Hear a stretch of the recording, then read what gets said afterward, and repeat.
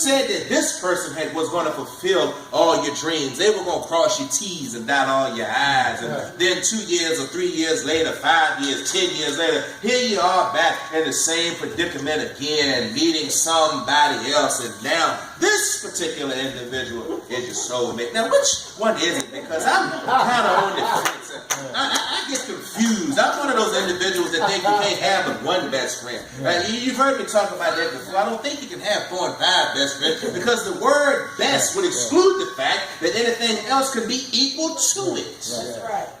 Too many times we need to read and redefine our definitions and understand what it is that we be saying out of our own mouths, because one of the first points that I find in this particular text where it says that a man shall leave his mother and cleave unto his wife, can I suggest to some of you who are on the verge of jumping the broom that you do one very thing before you do that? Because I do believe that Paul spoke about this, and even in the text sometimes he said, this may not be God talking, this may just be me.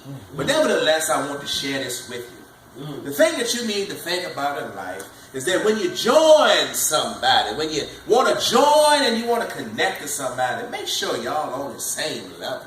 Amen. Oh, you don't want to hear that. You didn't want to hear that today because you're upset because you met somebody who made you laugh. You met somebody who made you chuckle. You met somebody that when you seen them, they had on their Sunday's best, not realizing that was the only best thing they had. And every time you've seen them since, they look like somebody that fell off the back of a pickup truck. Oh, but I'm trying to suggest to you that we can fool people some of the time. We can fake some of the people some of the time, but you can't fool God none of the time. And if you are to enter into something that is lifelong, you need to join somebody on your level. One of the greatest mistakes that I think women do, and I want to speak to some women on this level, one of the greatest mistakes that they make in life is when they are looking for a mate.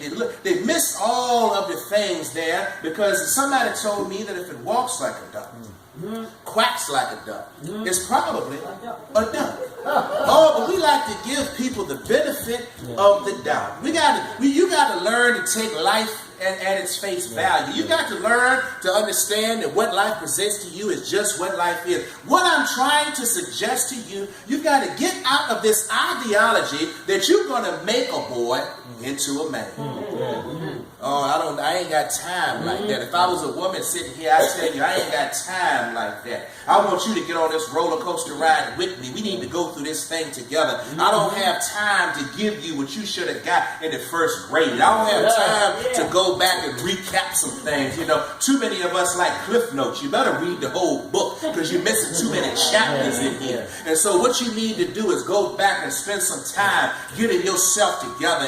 And what does that say about you, that you want somebody that while you're a scholarly person, while you looking at encyclopedias and you like to Google every word and you like to live life at its foot, you sitting there with a man that all he like is some shiny books with pictures in it. Something's wrong with that picture. They're not on your level, and you got to spend a whole lot of time backtracking and going back and trying to pour into somebody something that should already be there. When the house is built, you can't go back and restart the foundation because something is already broken, something is already wrong. Oh, but yet when we get this mess, we want to act like everything is all right. That's where we get the word desperate. Housewives. Because now we've got a mess. Oh, we've had our beautiful day.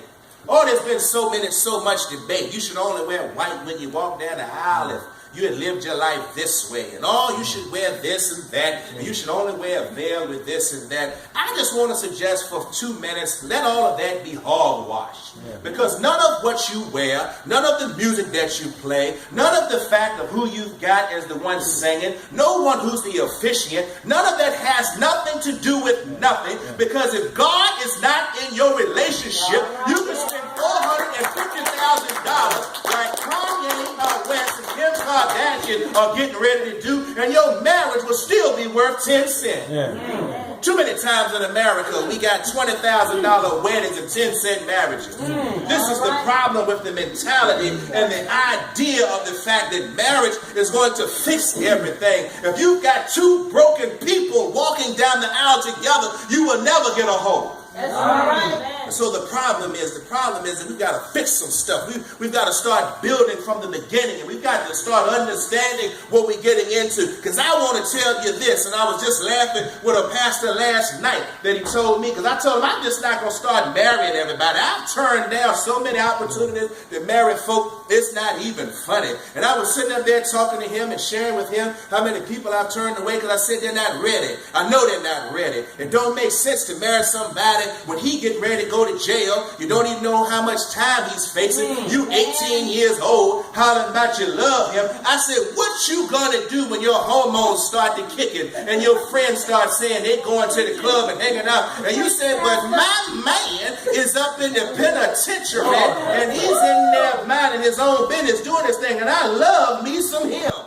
I said, that sounds great, but you ain't answering my question. What you gonna do when your hormones kick in and you need some loving and affection and some attention? What you gonna do then? You gonna go there and pick up the phone and say, hey, boo? Come on, somebody. I'm trying to help you understand. You need to get with somebody on your level, because too many times people are tearing people down. It only takes one apple to spoil the bunch.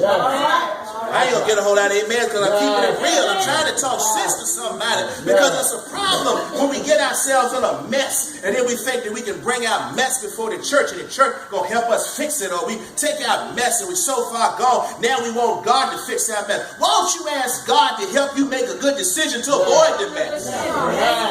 Amen. Also, so it requires something of us. You got to be willing to give up something when you're trying to get somebody on your level. Watch this. It pays a little bit more to stay in first class than it does in coach. It requires something more. I used to laugh about that thing. I said, but we all going to the same place. What difference does it make where you sit? Because when you're in first class, they treat you a whole lot better.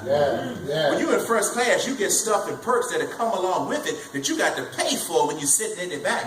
Then it got so now that they started to tell folk that if you sitting in coach, don't come up here trying to use that bathroom. You need to stay back there. I'm trying to help somebody understand that if you got first class mentality, stop going after coach folk. If you need to get with somebody at first class level, then that's how you need to deal with life. Too many times we talk a good game, but it doesn't show up in our actions. And so you got to want somebody on your level. You got to understand you don't have time like that to try to bring somebody up to speed, to catch somebody up the way you are. Because all the while you were headed and flying high, then you got with that deadbeat, and now you've been struggling ever since. I'm trying to help somebody unpack some things, because we don't like to face reality. We like a lot of fluffery. We like a lot of sugary things. We like a lot of sugar in our tea. We like a lot of sugar in our Kool-Aid. The problem with that is, like pouring sugar in your Kool-Aid means absolutely nothing. Watch this. If you don't stir it up. You got to stir it up sometimes, because if it sits in the bottom, it don't do you no good. And you got a bunch of sugar and water. I'm trying to stir up some stuff here. I'm trying to get you to relook at your situation. I'm trying to get you to reevaluate where you're at in life. I'm trying to help you move from being a desperate housewife to being the wife that God ordained you to be. And it's hard to do that when you connected to somebody that's not building you up. They tearing you down. Oh, I remember the show Antoine Fisher. He got called the N-word so much in that movie, and as he was sharing his story, he said he thought that was his name. Every time somebody said N-word, he'd look around. You calling me? You looking for me? Because that's what he got called at home. So many of you cannot find the love and affection that you need at home. This is why homes get broken, because you get more love and affection by the clerk at the bank than you do at home. This is how you become a desperate housewife.